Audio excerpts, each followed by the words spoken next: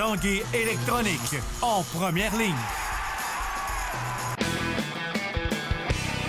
On parle de capitale au stade municipal. Pour les fans du junior, on parle des remparts. On manque pas une victoire du rouge et or. À l'esprit sportif, on aime le sport. Bon lundi à tous, bienvenue à l'Esprit sportif. Aujourd'hui, oui, on parlera moto un peu plus tard. On rencontre Bertrand Gaël, l'auteur du Guide de la moto 2015.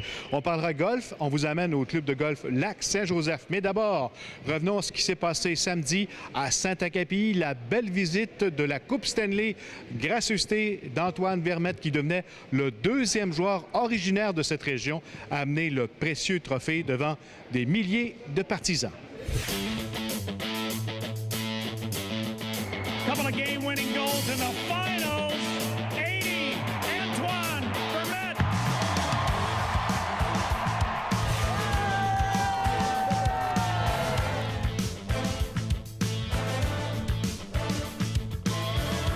Vraiment touchant, il y a vraiment beaucoup de monde. C'est incroyable, c'est une journée remplie d'émotions. C'est occupé, je vois beaucoup de gens, mais c'est l'objectif en fait de la journée. Donc non, c'est une belle journée, on est chanceux de pouvoir le faire ici. C'est spécial, honnêtement.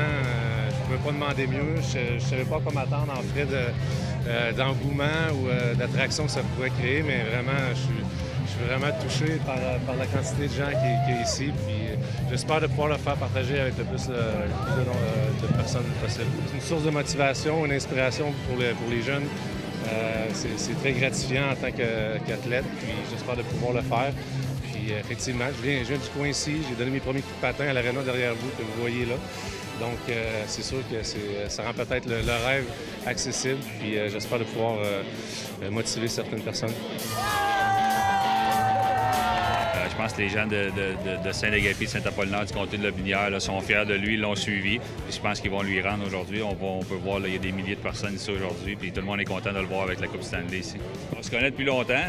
Il était venu quand on avait fait notre party, de venir ici, de voir sa famille, de voir les gens là, proches de lui avec la Coupe Stanley. Là, je pense qu'on voulait être là, puis je ne le cacherai pas, je voulais voir mon nom sur la Coupe Stanley, je ne l'avais jamais vu non plus.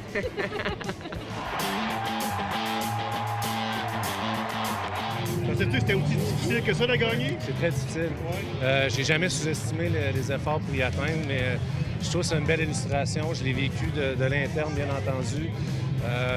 Puis quand on regardait l'alignement, moi, mon humble opinion, en fait, la qualité de joueur au sein de cet alignement-là était vraiment impressionnante. Le genre d'équipe que tu vas regarder au fil du temps, je ne sais pas comment ils ont fait sous le régime du cap salarial pour mettre des joueurs aussi talentueux ensemble. Mais somme toute, le trophée n'était pas donné, malgré tout le talent que tu peux avoir au sein de ton équipe. Puis c'était un bel exemple de ça. C'était difficile, on a fait face à l'adversité, on est sorti champion, on est bien content. J'ai beaucoup d'émotions en peu de temps. Même la semaine qui a suivi les festivités, en fait, j'ai gagné. Ma femme était due pour accoucher quelques jours après. En fait, si on allait au match numéro 7, ça a tombé le même jour. Puis finalement, j'ai été vraiment chanceux. On a eu la chance de vivre les festivités, la parade. Puis par la suite, elle a donné naissance à une magnifique petite fille dont je suis très fier. Donc c'était une semaine pour être dur à battre. Pourquoi tu as décidé de retourner à Phoenix? Bien, pour moi, c'est simplement un bon fit, là, un bon Québécois. C'est un bon fit sur la glace. J'étais bien là-bas, et bien entendu, la raison familiale également, il comptait pour beaucoup. J'ai déjà ma maison encore. En fait, je l'ai toujours. Donc, pour moi, le fait de retourner chez nous, débarrer la porte et rentrer, c'était un ensemble de tout ça. Donc, ça s'est fait ensemble, puis c'était ma décision. L'objectif personnel, c'est tout simplement de reprendre ma position avec les Coyotes, mais dans un but de vraiment faire avancer l'équipe, d'avoir un mélange de vétérans et de bons jeunes dynamiques possédant du talent. Donc, ça va être vraiment d'encadrer tout ce bon monde-là, puis essayer de progresser. Je suis persuadé que les gars ont été déçus de la façon que c'est terminé l'année dernière, malgré que l'équipe a quand même relativement changé. Mais non, ça devrait être une bonne saison. On a bien hâte que ça commence. Mais pour l'instant, on va essayer de se concentrer pour aujourd'hui et de vivre le moment présent. Après la pause, on parle moto. On revient dans 3 minutes 30.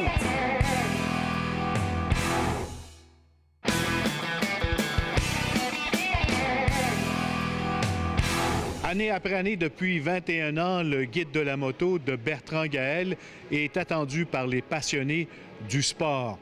Il compte cette année plus de 500 modèles analysés en photo, également en commentaire. Nous avons le plaisir de rencontrer l'auteur du guide de la moto.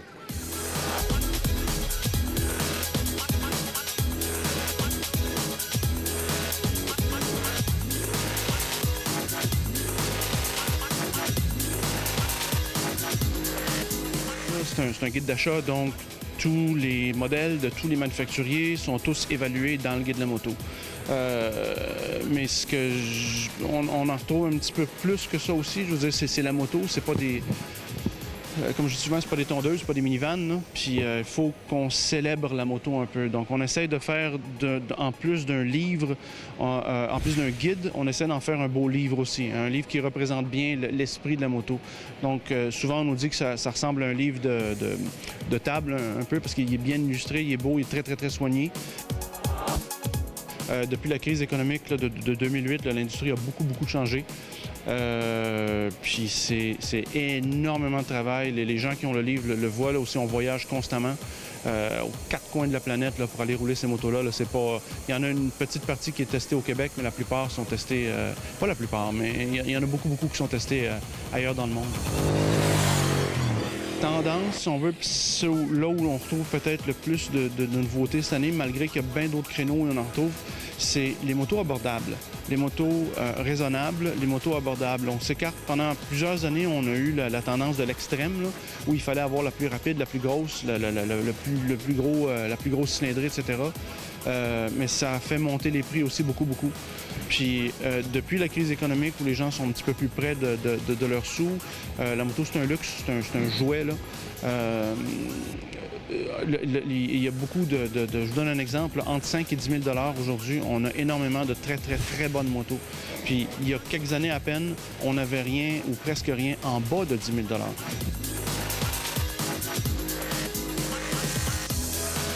Côté sécurité, est-ce qu'on voit une tendance chez les manufacturiers pour améliorer la sécurité? Oui.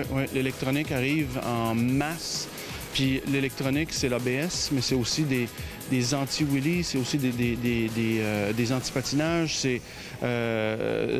Avec l'ABS, ils sont capables de mettre des freins extrêmement performants, mais personne ne va se faire prendre avec un freinage trop brutal, si on veut. La facilité de conduite, on a les 3 roues, là. Ça, c'est une tendance, puis on nous tape sur la tête à chaque fois qu'on les inclut dans le livre parce que les puristes nous disent c'est pas des motos, c'est pas des motos, puis ils ont raison, sauf que ce qu'ils comprennent pas, c'est que les gens qui vont conduire, par exemple, une Harley, un Trike Harley, une Trike Glide ou un Freewheeler à 3 roues, je les vois pas ici.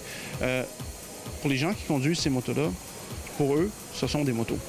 Alors, les puristes, ils regardent 3 roues, ils disent c'est pas une moto, mais les gens qui s'achètent une moto à 3 roues, ils ont des raisons de le faire, puis pour eux, c'est leur moto.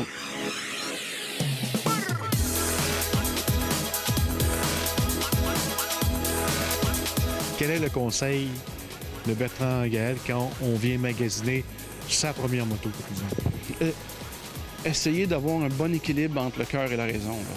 Parce que souvent, c'est le cœur qui l'emporte, c'est la moto, c'est normal. Puis,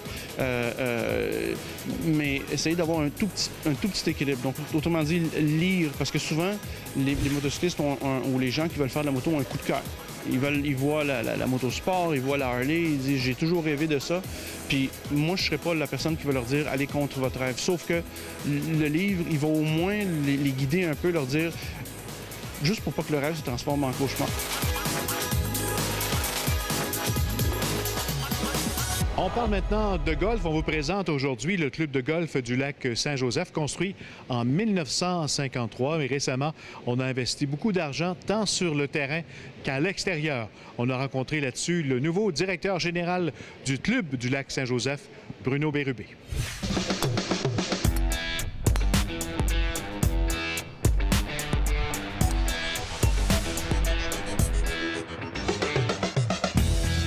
On est au club de golf Saint-Joseph.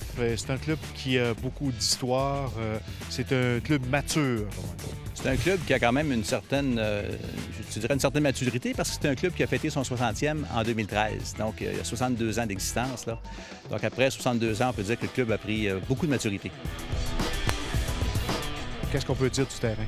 Bien, le terrain, c'est un terrain où, je te dirais, il ne faut pas dormir sur la switch, comme on dit, là, parce que tu as des trous qui sont assez étroits. Tu as des trous aussi avec ce qu'on appelle des coups à l'aveuglette. Donc, il faut placer son coup de départ, savoir où frapper. C'est vraiment des targets. Il faut vraiment placer ses coups de départ puis ses coups d'approche aux bons endroits. Si on parlait du trou signature, je pense qu'on l'est sur le trou signature, le trou numéro 1. Le trou numéro 1, comme on peut voir derrière moi, c'est un trou qui est coudé vers la gauche. C'est un trou où on part très surélevé.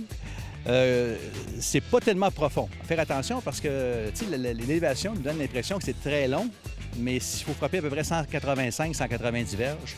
Sinon, on risque de défoncer et d'être dans le problème. Là. Et puis, on a le trou numéro 16 aussi, qui est un normal 3, qui est vraiment une belle normal 3, là, qu'on peut dire qui est plus signature que le trou numéro 1 aussi.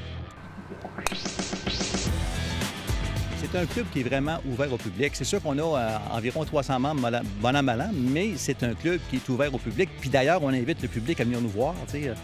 On a tellement de beaux produits à offrir ici, autant sur le terrain, autant au pavillon du côté restauration. Évidemment, parlons un petit peu des services offerts aux golfeurs. Il y en a plusieurs. Oui, évidemment qu'on a la partie boutique, comme la majorité des clubs de golf, mais surtout la partie restauration qui a été améliorée de beaucoup en 2013-2014. Donc, on a même un restaurant bistrot qui s'appelle le Catherine et Joseph, qui contient environ 38 places. Là. Donc, ça, c'est quelque chose à voir. Là. Il y a le champ de pratique également que vous avez refait? Le terrain de pratique a été refait aussi. Il y a maintenant 15 aires de frappe sur des tapis. Et il y a une partie gazonnée aussi, là, où on peut frapper des balles vraiment sur le gazon. Là. Ça aussi, c'était une grosse amélioration là, au cours des dernières années.